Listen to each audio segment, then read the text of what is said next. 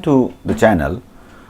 इस वीडियो में हम मैकेनिकल सिस्टम्स को अंडरस्टैंड करेंगे। लास्ट वीडियो में हमने ट्रांसलेशनल मोशंस को अंडरस्टैंड किया था। नाउ इन दिस वीडियो हम रोटेशनल मोशन को अंडरस्टैंड करेंगे, उसके डिफरेंट एलिमेंट्स को अंडरस्टैंड करेंगे और फिजिकल लॉज जो फॉलो होंगे उसको हम देखेंगे इसमें कैसे दैट कैन बी अप्लाई, और जो फंडामेंटल एलिमेंट्स होते हैं उसको हम इसमें कंसीडर करेंगे। सो हम वीडियो स्टार्ट करते हैं। मैकेनिकल सिस्टम्स में अभी हम बात कर रहे हैं रोटेशनल सिस्टम्स की। सो that is rotational systems.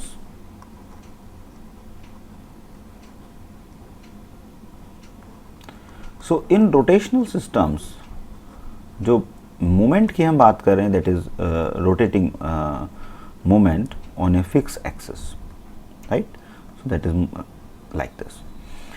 So Newton's law of motion we are going to follow here for the rotational systems, which states that the algebraic sum of moments or the torques about a fixed axis is equal to the product of inertia and angular acceleration about the axis. Like if I am going to define it mathematically, so sum of all the torques that is equal to the J moment of inertia and angular acceleration that can be denoted by alpha t. और अगर हम velocity की बात करते हैं angular velocity की, so that can be denoted by omega function of time. और if हम बात करते हैं angular moments की angular distance की, so that is by theta, so that is double derivative of theta that can be represented like this, right? So that is the representation, right? So the mechanical system of this kind of rotational systems can be represented in three elements. तो first element is inertia. So inertia को हम represent करते हैं J से and is considered to be a property of elements which stores, किस type की energy store करेगा? Kinetic energy. So हम लिखेंगे which stores the kinetic energy, ठीक है? और the inertia of a given element depends upon geometric composition about the axis of the rotation and its density. So one end of the inertia element is always connected to the ground. Like suppose again I am representing it, ये reference line हम ले लेते हैं, right? So that is connected through this and it is having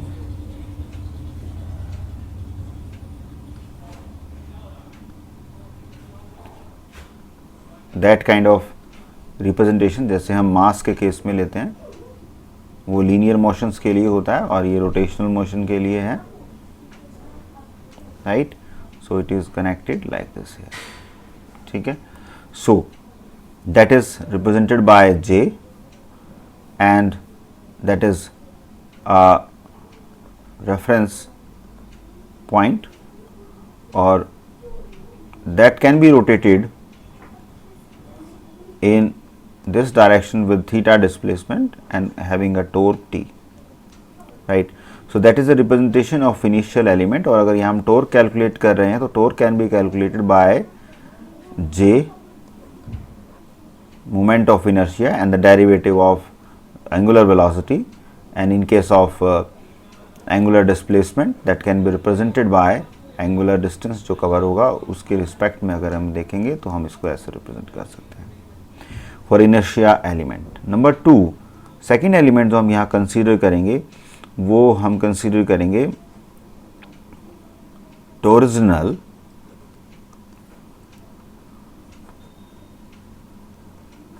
spring element. Right, इसको हम represent करेंगे. So again we are having the representation like this. So something of that sort we are having representation. So as with the linear spring की हम बात करते हैं for the translational motion, उसी हिसाब से जो torsional spring की बात होती है उसमें constant हम k लेते हैं. That can be represents the compliance of the rod or the shaft which it subjected to apply the torque. सो वो इसका एक कोफिशिएंट होता है, उसको हम k से रिप्रेजेंट करेंगे. सो दैट इज हैविंग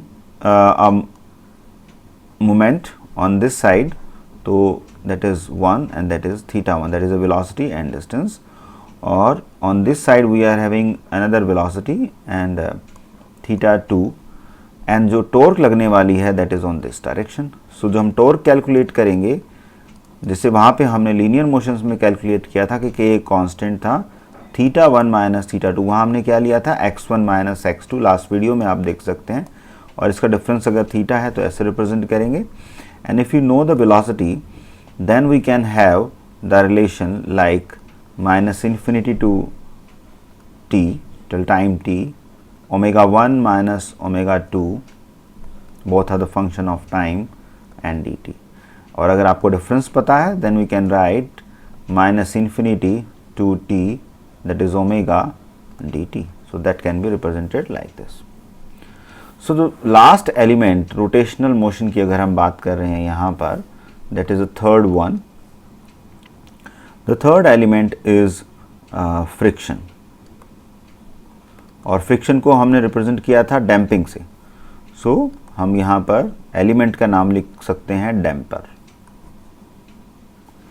ठीक है, damper element, whatever you can say damper element, we can also say like this. So इसमें भी 3 टाइप के फ्रिक्शंस होते हैं, column friction, viscous friction and stiction.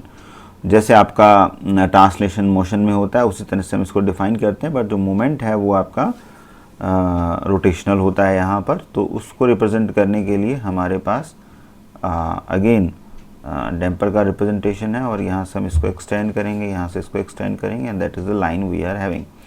सो यहाँ पे जो इसका मोमेंट होगा that is θ1 and ω1 which is the velocity, and here it is having ω2 and θ2.